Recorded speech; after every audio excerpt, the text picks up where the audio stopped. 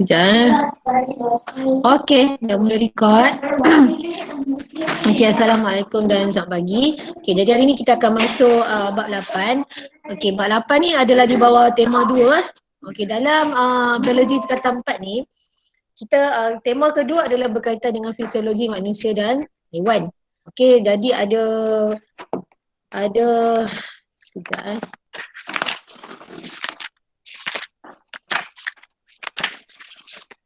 ada bab 8, 9, 10 sampailah bab 15. Pendek kata sampai habis buku teks ni nanti kita akan berada di bawah tema fisiologi manusia dan haiwan lah. Inilah bidang yang siapa yang nak jadi doktor kan. Siapa yang bercita-cita menjadi doktor, awak dah boleh mula fokus lah kepada fisiologi manusia dan haiwan ni. Begitu juga dengan siapa yang nak jadi doktor haiwan veterina. Ini adalah bidang lah, ini adalah tema, ini adalah core yang awak mesti kuasai ya, mesti faham konsep dia dan itulah yang kita akan belajar. Jadi bab 8, sebelum tu dalam tema 2 ni kita akan fokus kepada proses fisiologi yang berlaku lah. Dan fokus kita juga adalah untuk manusia dan haiwan. Kata 5 nanti baru kita akan pergi ke tumbuhan. Jadi apakah proses fisiologi yang kita akan belajar? Kita akan tengok respirasi, pernafasan, respirasi sel, everything, nutrisi, kepekaan, saraf semua tu, pertumbuhan, macam mana proses nak mengeluarkan bahan-bahan yang tidak diperlukan oleh badan, kena keluarkan supaya dia tak menjadi toksik pada badan. Pergerakan, pembiakan dan pertumbuhan dan pembahagian sel. Pembahagian sel kita dah sentuh sebelum ni, mitosis dan meiosis tu. Cumanya dalam tema 2 ni kita akan lebih mendalam lah. Kita akan lebih mendalam macam mana pembahagian sel ni akan membantu untuk perkembangan dan pertumbuhan. Sama juga dalam pembiakan secara seksual ni lah. Ini adalah bab-bab yang akan yang kita akan belajar. Dan hari ni cikgu akan mulakan dengan bab dalam manusia dan haiwan. Muka surat 126 lah. Jadi kan ini adalah gambar paru-paru. Ini adalah gambar paru-paru.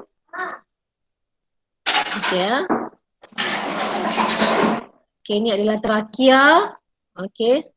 Ini adalah bronchus, bronchiole dan di hujungnya ada alveolus. Cumanya tidak dilukis kat sini lah. Ini semua adalah organ yang terlibat dalam respirasi manusia. Dan haiwan-haiwan lain juga lebih kurang je strukturnya, cuma tidaklah ada tulang rusuk. Untuk haiwan darat ada. Untuk haiwan darat ada tulang rusuk. Tapi untuk serangga tu tak adalah. Jadi kita akan tengok apakah perbezaan dia antara keempat-empat jenis alam haiwan ni. Serangga, ikan, amfibia dan manusia. Termasuk manusia. Kemudian apakah penyesuaian struktur respirasi kenapa katak kulitnya lembap? Kenapa manusia kulit dia biasa-biasa saja? Kenapa ikan kena duduk dalam air? Kenapa ikan tak boleh sempah bila berada di darat? Ada penyesuaian struktur respirasi dia. Ada ubah suai dia. Ada ubah suai dia. Dan semua ni berbezalah dari satu ke satu alam. Kemudian apakah mekanisme pernafasan? Macam mana manusia dan haiwan tu bernafas? Apakah mekanismenya? Apakah proses yang terlibat? Kemudian apakah pertukaran gas? Bagaimanakah pertukaran gas ni berlaku? Bila masuk perbincangan tentang pertukaran gas ni, kita recall balik pergerakan gas ataupun pergerakan bahan melintasi plasma membran. Ingat lagi kan? Ada resapan, ada osmosis, ada pengangkutan aktif, ada pengangkutan pasif. Tapi untuk pernafasan, untuk respirasi, fokus kita kepada proses resapan saja.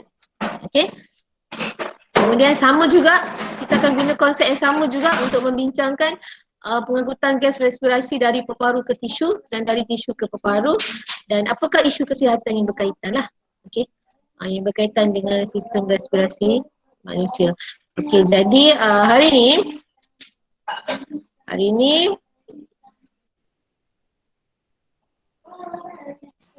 awak akan belajar tentang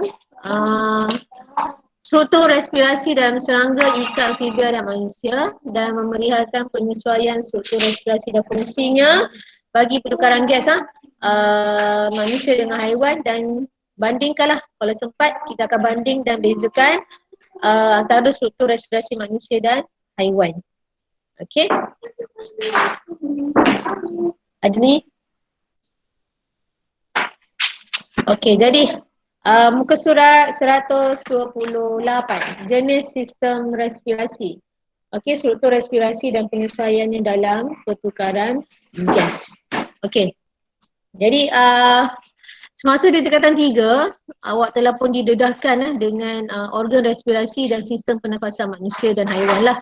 Okey. Jadi kita ulang balik. Struktur respirasi ialah pembukaan respirasi bagi membolehkan pertukaran gas berlaku antara sel organisma yang berrespirasi dengan persekitaran luar. Okey. Selalunya pelajar ni dia akan terperangkap dengan istilah bernafas.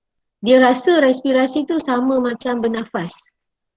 Tapi kita dah belajar bab 7 hari tu, respirasi sel adalah satu keadaan mana kita nak menghasilkan tenaga daripada glukosa.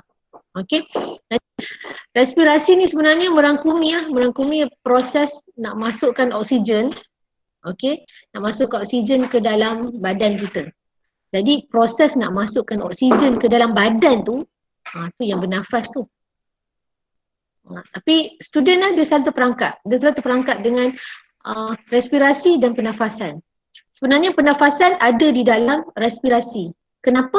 Sebab untuk buat respirasi, kita perlukan glukosa dan oksigen. Glukosa dan oksigen. Macam mana nak dapatkan oksigen? Kenalah bernafas. Jadi pernafasan tu masuk sekali bawah dalam proses respirasi. Okey? Jadi struktur respirasi adalah pembukaan respirasi lah bagi membolehkan pertukaran. Okey. Anda juga telah belajar dalam tema 1 organisma unisel seperti ameba. Okay. Ameba tidak perlukan struktur respirasi yang khas kerana nisbah jumlah luas permukaan dia besar untuk pertukaran gas respirasi secara serapan.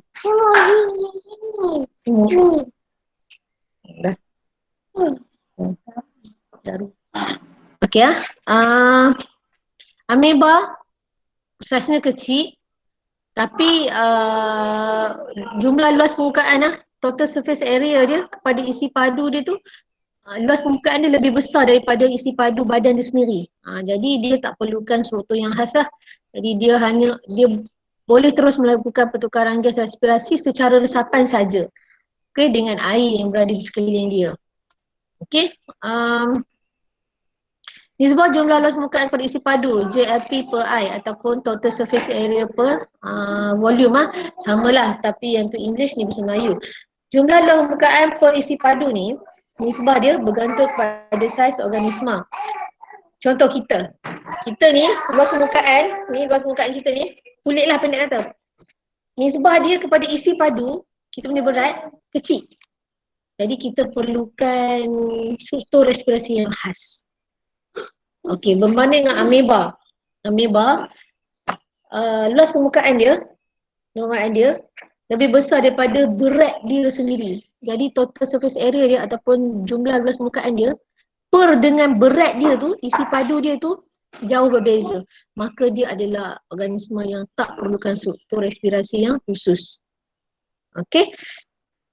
Semakin besar sel organisma, semakin kecil nisbah luas permukaan pada isi padu. Contohnya macam saya cakap tadi lah. Contohnya manusia lah. Luas permukaan kita ni, luas kulit ni, luas kita kira kulit ni, kalau dibahagikan, kalau nak dinisbahkan dengan berat badan kita, nilai dia kecil. Jadi kita perlukan struktur khas. Okey. Okey, ini bermaksud organisma yang besar dan kompleks. Okay, kenapa kompleks? Ialah kita ada sistem nafasan, kita ada sistem pencernaan, kita ada sistem pembiakan, kita ada sistem perkumuhan, kita ada sistem respirasi, kita ada apa lagi? Tu. Jadi kita kompleks lah. Okey, isi padu badan yang memerlukan oksigen bertambah lebih daripada jumlah luas permukaan. Ya, untuk in order untuk memastikan semua proses-proses sistem dalam badan kita ni bergerak, kita perlukan oksigen. Okey, jadi ini menjelaskan mengapa organisma yang besar dan kompleks tidak boleh mengekalkan pertukaran gas dengan cara resapan melalui permukaan saja. Bayangkan kalau manusia kita ni mengharapkan resapan oksigen je masuk melalui kulit, tak boleh survive. Okey.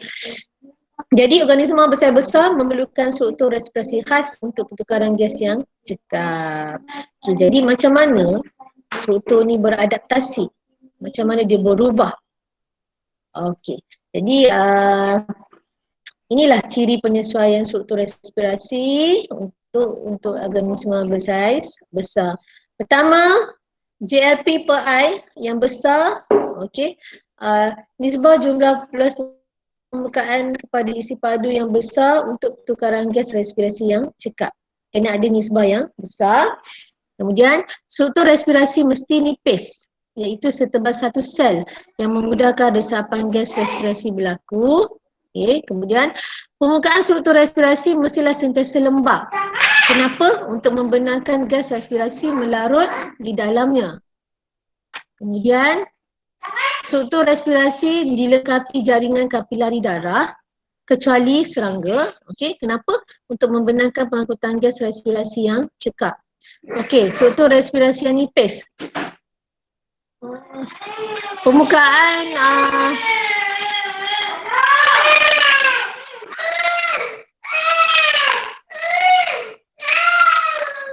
struktur respirasi ni kena nipis supaya resapan tu mudah berlaku. Okey, kemudian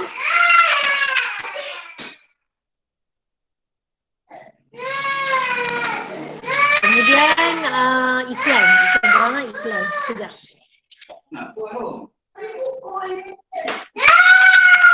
Okey, kemudian permukaan struktur respirasi ni kena lembab. Okey, kena lembab maksudnya kena sentiasa basah lah. Kenapa basah? Supaya mudah gas respirasi melarut di dalam dia. Okey, kemudian yang ni contoh yang macam span lah. Span kalau kering tak boleh serap air kan. Tapi kalau dia lembab, jadi sabun semua tu boleh melekat pada dia lah. Okey, kemudian struktur respirasi dilengkapi jaringan kapilari darah. Okey, kenapa kena ada jaringan kapilari darah? Sebab kapilari darah ni lah yang membawa sel darah merah, sel darah merah untuk mengangkut oksigen dan karbon dioksida. Jadi ini adalah 4 ciri penyesuaian lah. 4 ciri penyesuaian untuk pertukaran gas yang efisien bagi organisma yang bersaiz besar seperti kita. Okey. Sekejap Okey, kita tengok serangga dulu. Okey, ini adalah struktur respirasi serangga dan kita tengok apa dia punya penyesuaian.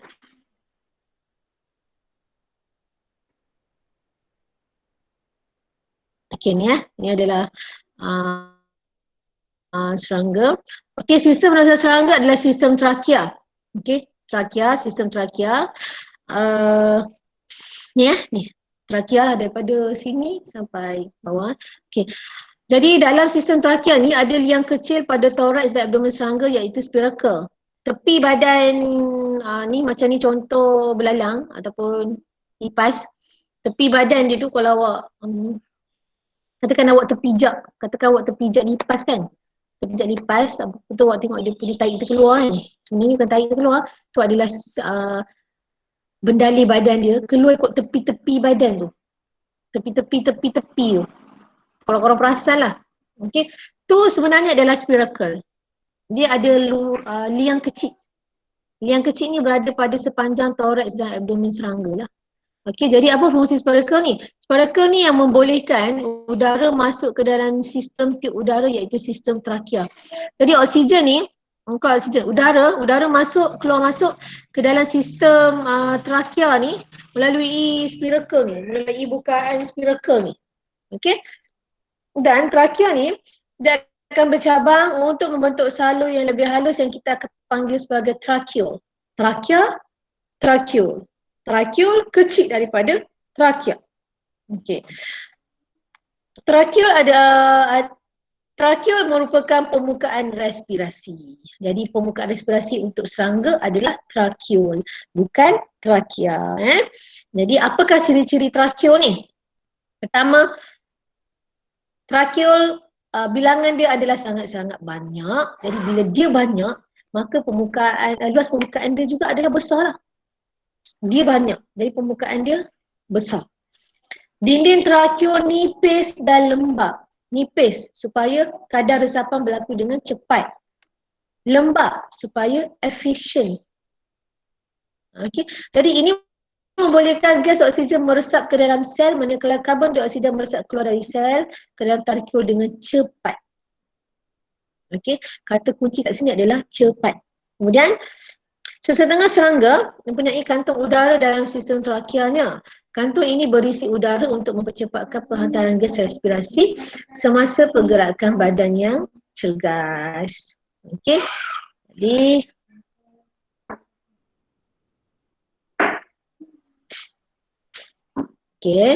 udara masuk ikut spirakel ni, masuk terus dibawa masuk ke dalam sistem trakea.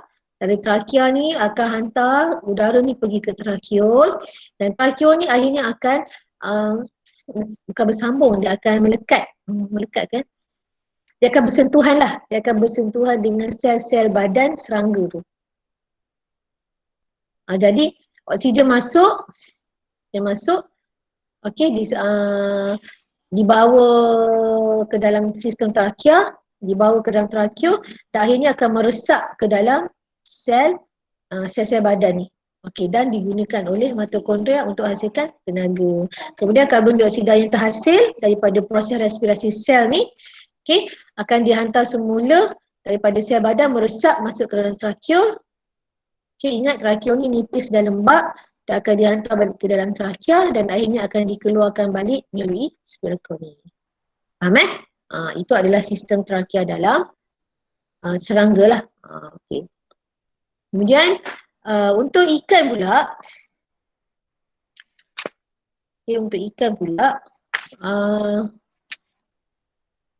muka surat 130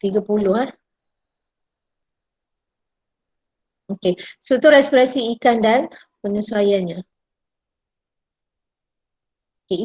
Ikan struktur respirasi adalah insang.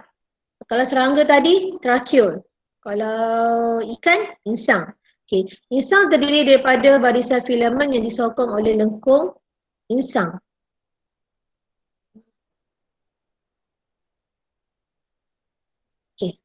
Filamen disokong oleh lengkung insang.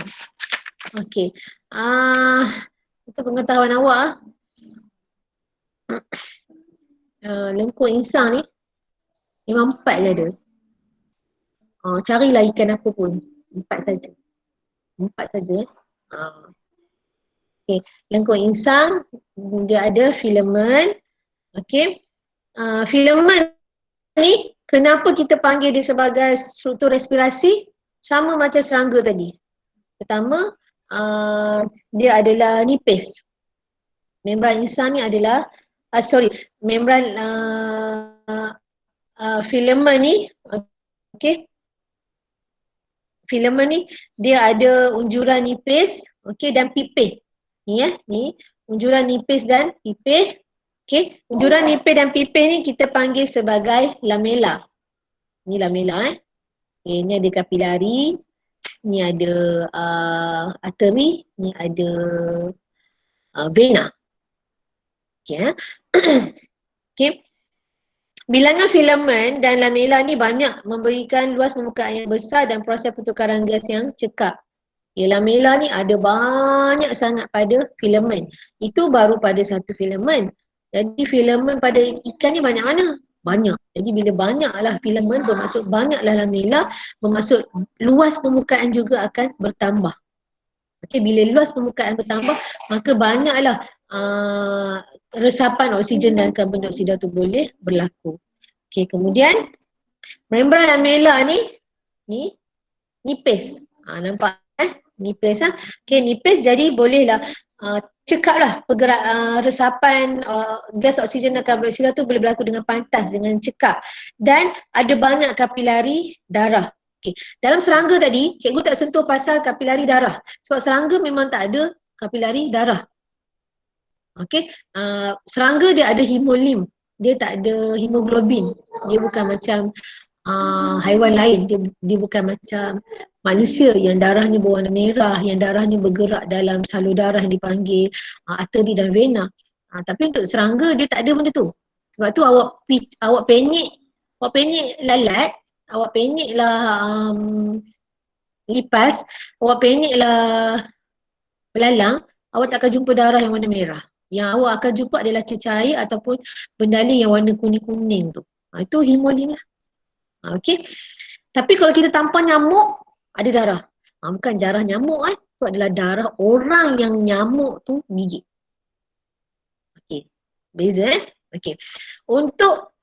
Jadi untuk serangga, bila bincangkan tentang struktur respirasi, tak boleh kaitkan dengan darah lah. Sebab tak ada pun istilah darah merah dalam serangga. Dia ada hanya ada hemolim saja. Okey, untuk ikan, bila sembang pasal ikan ataupun pasal haiwan dan manusia yang ada darah merah ni, bolehlah kaitkan dengan bilangan kapilari darah. Jadi apakah struktur penyesuaian dia? Pertama, filamennya mempunyai lamela. Lamela ni nipis, pipih, ada banyak kapilari darah. Memang sentiasa lembab lah sebab ikan duduk dalam air. So poin lembab tu tak boleh guna pakai untuk ikan lah, sebab ikan boleh juga guna pakai untuk ikan sebab ikan memang berada dalam air, so dia memang sentiasa lembab. Okay, jadi inilah struktur respirasi ikan, iaitu insang. Okay. Okay. Cikgu. Mengapakah insang ikan tidak boleh berfungsi? Ya. Teruskan. Apa? Okey. Mengapakah insang ikan tidak boleh berfungsi sekiranya ikan tidak berada di dalam air? Kenapa ikan tidak boleh berfungsi sekiranya ikan tidak berada di dalam air? Fikirkan. Ni siapa-siapa nak jawab nanti boleh jawab dalam grup ataupun boleh jawab esok. Okey, sambung. Struktur respirasi katak. Okey, ini adalah struktur respirasi katak. Ini paru-paru katak, ini kulit katak. Okey. Jadi dalam keadaan kurang aktif ni termasuklah semasa katak ni berhibernasi. Di Malaysia mungkin tak adalah katak berhibernasi kecuali ketika dia mungkin berada di kawasan yang panas ke, hibernasi . Tapi untuk katak yang berada di kawasan yang ada 4 musim ataupun di kawasan yang panas ataupun berada di kawasan gurun, jika ada, dia ada keadaan kurang aktif lah. Jadi semasa kurang aktif, dia akan menggunakan kulit untuk pertukaran gas. Jadi apakah ciri struktur respirasi? Lembab dan banyak kapilari darah. Jadi nipis dan sangat telak untuk gas respirasi, kulit yang lembab. Jadi kalau kering tak boleh gas tak boleh terlarut dalam kulit dia. Kemudian di bawah kulit terdapat banyak jaringan kapilari darah untuk mengangkut gas respirasi. So bila oksigen dalam udara larut dalam air yang berada larut pada kelembapan kulit katak ni, akan terus dibawa masuk ke dalam jaringan kapilari darah bawah kulit lah. Okey. Dan selain daripada kulit, katak juga mempunyai satu lagi struktur respirasi iaitu paru-paru. Okey.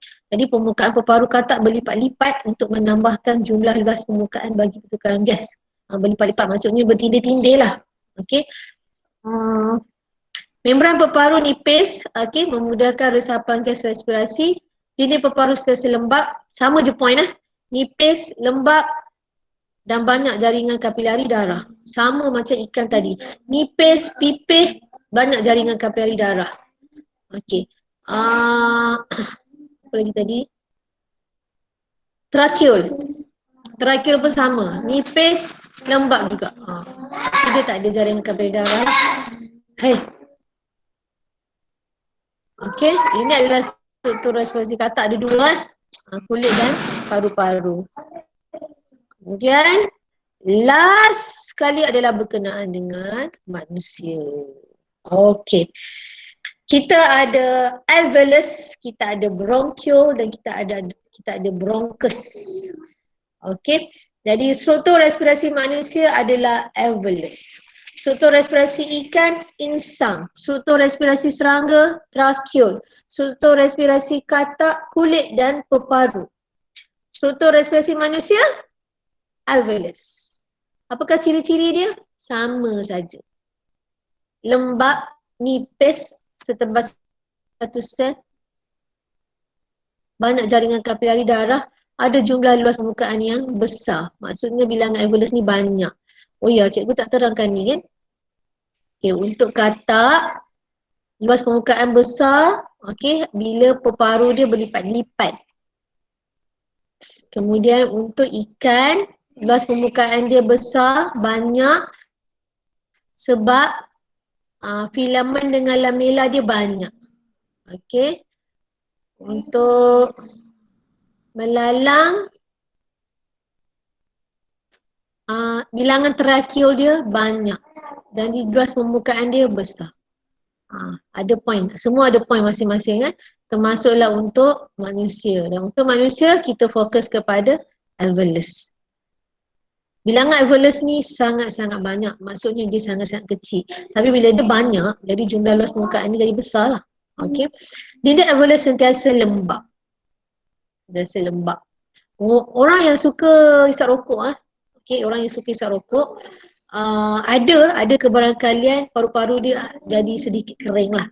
Sebab tu orang hisap rokok ni, at the end hujung-hujung tu dia mesti akan rasa nak terbatuk. Ni. Kemudian okey, dinding alveolus sentiasa lembab. Okey, gas oksigen dan karbon dioksida boleh melarut dengan mudah. Okey, seterusnya boleh meresaplah. Kemudian alveolus dilingkari oleh jaringan kapilari darah. Ni nampak ni. Alveolus yang bulat-bulat ni, tengok keliling dia ada apa? Ada kapilari darah. Yang merah, arteri, membawa darah yang banyak oksigen. Vena yang warna biru, membawa darah yang kekurangan oksigen. Dan di antara dua-dua ni ada tengah-tengah warna purple. Purple ni lah kapilari tu lah. Okay. Tempat di mana salur darah yang paling nipis. Kita panggil sebagai kapilari.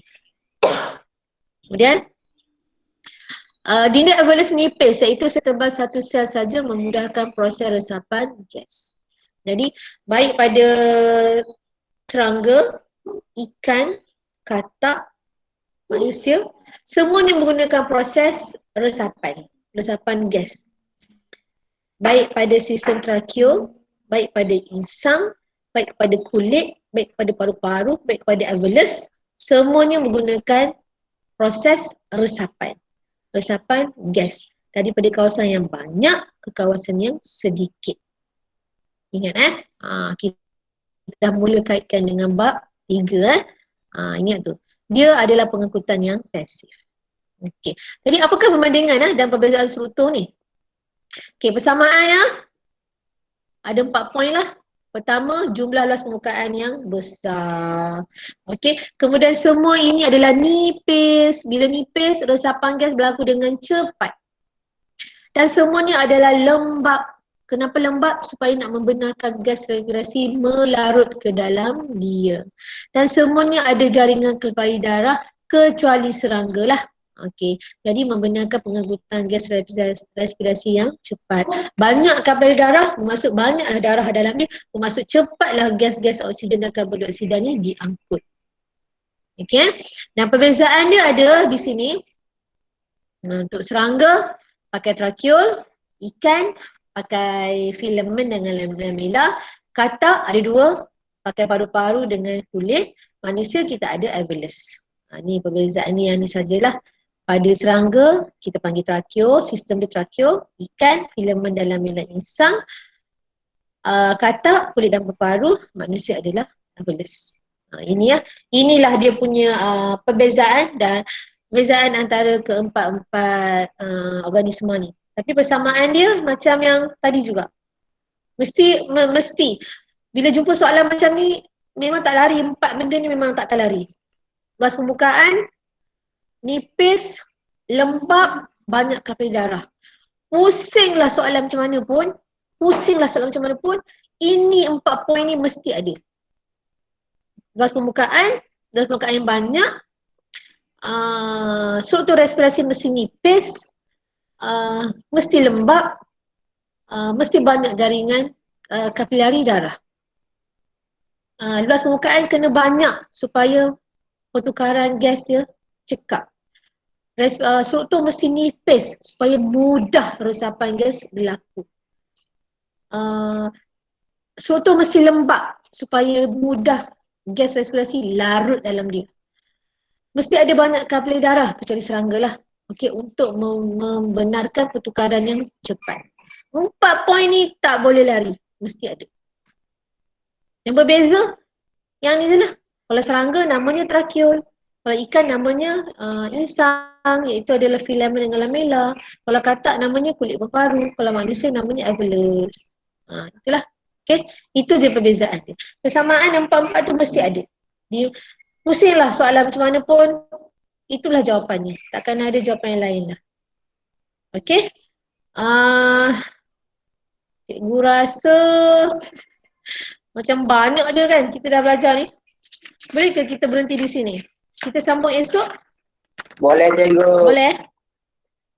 Okay, sekejap cikgu off dulu record.